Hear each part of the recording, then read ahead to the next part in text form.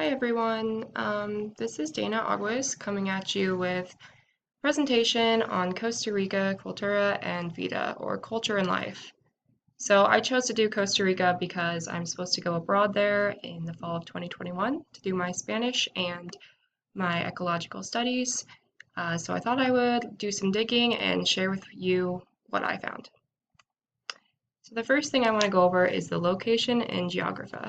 So the capital of Costa Rica is San Jose, and Costa Rica is located in Central America. The heartland is known as Valley Central, where coffee, pineapple, and bananas are the primary exports. About 50% of the population lives in the heartland of Valley Central. Um, it's a pretty ideal location. The Caribbean Sea is to the northeast along the coast, and then the Pacific is to the southwest. So it's kind of waterlocked. But a fun fact, the narrowest stretch of land in Costa Rica is only 75 miles long. So that's like a 1 hour car ride to get from one beach to the other. I thought that was pretty cool. It's a pretty geographically active place, so volcanoes are popular. Arenal volcano is one of the more well-known ones. It has destroyed villages in the past, and it's even active currently in the 21st century. Costa Rica is also known for earthquakes and is very prone to them, so it's definitely a really, like I said, geographically active location.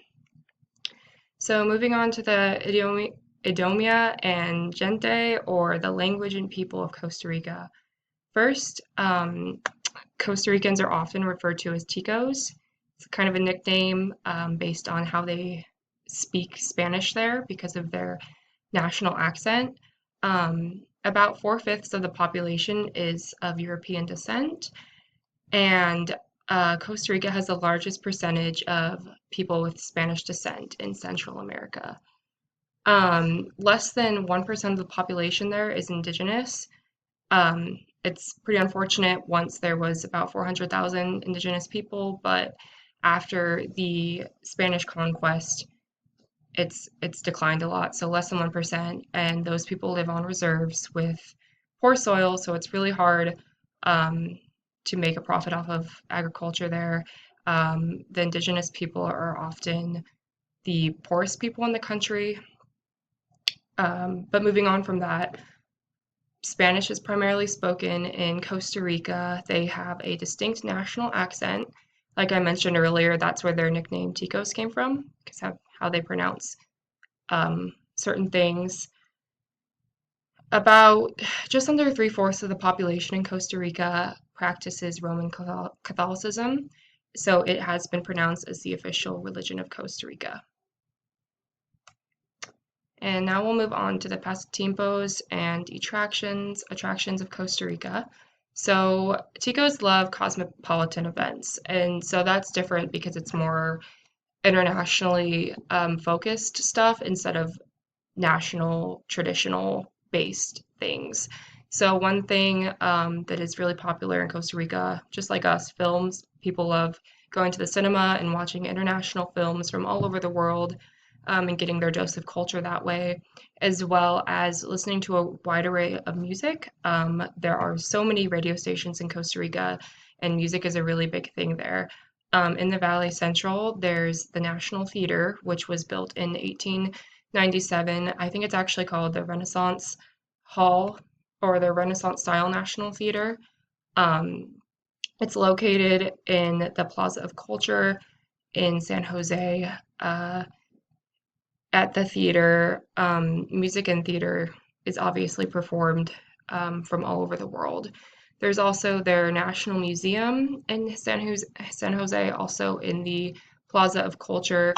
At the National Museum, there's a prized pre-Columbian art display, and they also have a pre-Columbian gold museum in the plaza, and there's also a jade museum, I believe it's called the Fidel Tristan Jade Museum.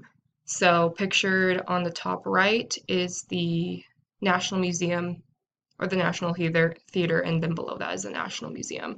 So these are some really popular locations that you might see if you went to Costa Rica, and some things you might see and do. Moving on to food and celebrations.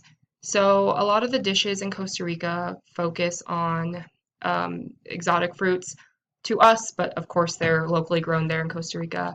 There's also rice, beans, and plantains. Those are kind of staples of Costa Rican food. Some of the traditional dishes that I found while researching are casado, which is a breakfast food. It's usually a rice or bean-based dish served with plantains or meat, sometimes seafood, and it's usually served wrapped in a tortilla, so people eat that a lot there. They also eat black bean soup, which is a pretty explanatory dish, I think, and lots of seafood dishes. You know, they're right on the coast, and there's access to fishing. Tamales are really popular in Costa Rica. They're used to celebrate holidays, especially. So, it's families are known for taking 1 or 2 weekends before a big holiday comes up to make tamales. Often, a family will have a recipe that's been handed down for generations that they prize, and it might even be secret, so they might not share it. But tamales are a big deal there. Um, Compared to other countries in Central America, the food is more expensive in Costa Rica, but in American dollars, I think it's pretty cheap. Only $4 to $8 a meal in US dollars. Um, and so it's pretty affordable to travelers, I believe. A couple more dishes I found that Costa Ricans eat on holidays are the KK Navadino and the Rom Pope. So the first one is kind of a fruit cake, but it is made with rum. It's soaked in rum, and then the rum is baked out of it.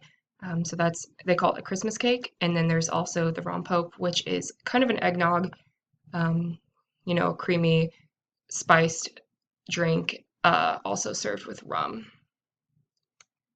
And then I'm just going to finish off with some fun facts that I found while researching Costa Rica. So, Costa Rica is known as one of the most stable democratic governments in Central America. They have a really, good system there with their government, and it's known to be pretty fair and just, which I thought was really interesting. Also, their education and literacy rates are really good. So, 9 out of 10 people they have a 9 out of 10 literacy rate, so 90%. And education is well established there. Pura Vida is one of the popular greetings that is said in Costa Rica. It's also used as a means of thanks. It just means pure life. And then football is the Pasatiempo Nacional, or national pastime.